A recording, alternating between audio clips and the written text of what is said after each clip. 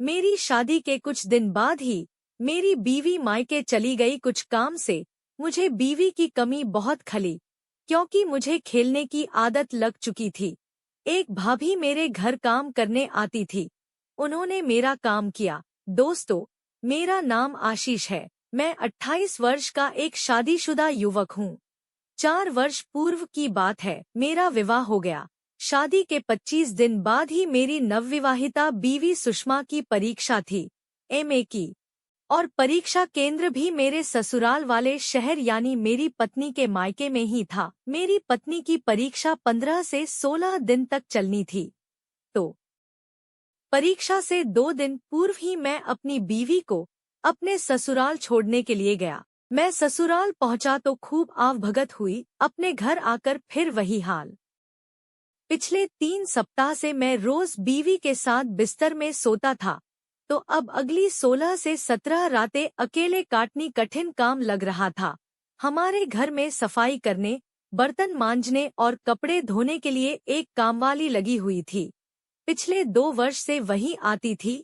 उसका नाम मीनाक्षी है। मैं उसे भाभी कहता हूँ।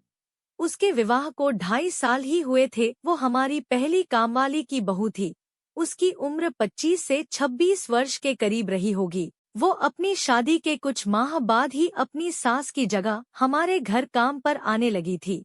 वो दिखने में अच्छी है, लेकिन मीनाक्षी ने कभी मेरे साथ कुछ ज्यादा बात नहीं की। लेकिन मेरे विवाह के बाद हमारी कामवाली भाभी मीनाक्षी ने मेरे से और मेरी बीवी से ज्यादा बातें करनी शुरू कर दी। वो ऐसे बातें करने लगी जैसे वो हमारे परिवार का ही हिस्सा हो।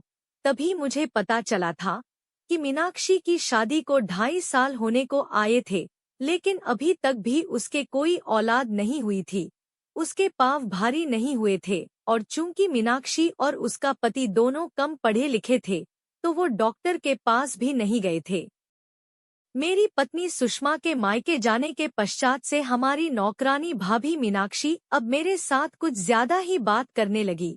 मीनाक्षी हर रोज सुबह 8 बजे के करीब घर की सफाई के लिए आती है। मैं भी लगभग इसी वक्त पर सोकर उठता हूँ। मीनाक्षी के आने के बाद ही मेरी मम्मी नहाने के लिए बाथरूम में जाती थी। एक दिन मीनाक्षी मेरे रूम की सफाई करने आई। उस समय मैं सो रहा था। फर्श पर पोछा लगाते समय भाभी ने अपने एक हाथ से बेड का सहारा लिया तो उसका हाथ मेरे हाथ से टच हो गया। मैं नींद में था तो रोज की आदत की तरह मैंने उसे अपनी पत्नी का हाथ समझकर पकड़ लिया, और साथ ही मेरी आंख खुल गई। अपने हाथ में मीनाक्षी का हाथ देख मैं तो डर ही गया कि भाभी मुझे गलत समझकर मेरी मम्मी से मेरी शिकायत करेगी। लेकिन वो तो मुझे देखकर मुस्कुरा दी। मेरी पत्नी सुषमा को मायके गए हुए अभी 3 दिन ही हुए थे, और उसके बिना मेरा हाल खराब था। मेरा रहना मुश्किल हो रहा था। 1 दिन और मैंने इसी तरह से जैसे तैसे बिता लिए। एक दिन सुबह जब मीनाक्षी भाभी पोछा लगा रही थी, मैंने बड़ी हिम्मत करके उसके गाल को छू दिया। मीनाक्षी शर्मा गई और मुस्कुराने लगी। अब तो मैंने यह सुनहरी मौडा हाथ से जाने ही नहीं दिया। मैं मीनाक्षी को गले लगा लिया।